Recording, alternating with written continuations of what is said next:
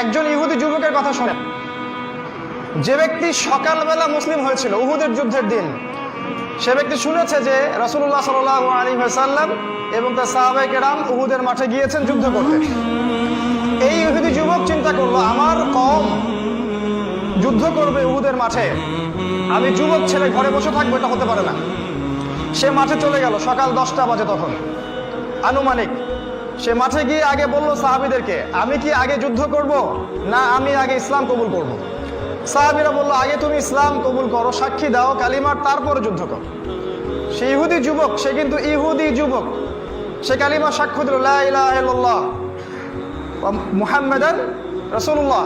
এরপরে সে যুদ্ধ করলো এবং সে অনেকগুলো মুশরিককে হত্যা করে মারা গেল, শহীদ হয়ে গেল।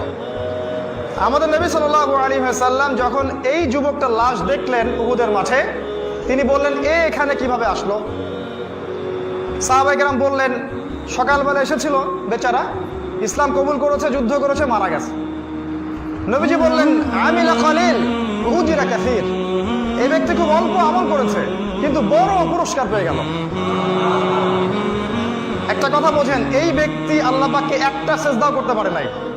এই ব্যক্তি এক ওয়াক্ত সালাত আদায় করে নাই, একটা সওমও রাখে নাই, যাকাতও দেয় নাই, সাদাকাও করে নাই। জান্নাতে চলে গেল কিভাবে? সকালের ওই সাক্ষী, মন থেকে সাক্ষী, আমি আল্লাহর বিধানের সামনে আত্মসমর্পণ করলাম, আল্লাহ ছাড়া কোনো হক মাবুদ নাই, মুহাম্মদ আল্লাহর রাসূল। আকীদা ঠিক করার পরে আপনি আমল করতে আসেন।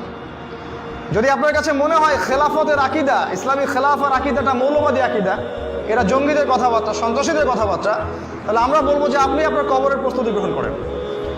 আপনার যত বড় দাড়ি টুপি পাগড়ি জুব্বা থাক না কেন, এরকম প্রোটেস্ট্যান্ট আলেম হলে আপনার কবরে খারাপই আছে। সময় থাকতে সতর্ক হয়ে যান।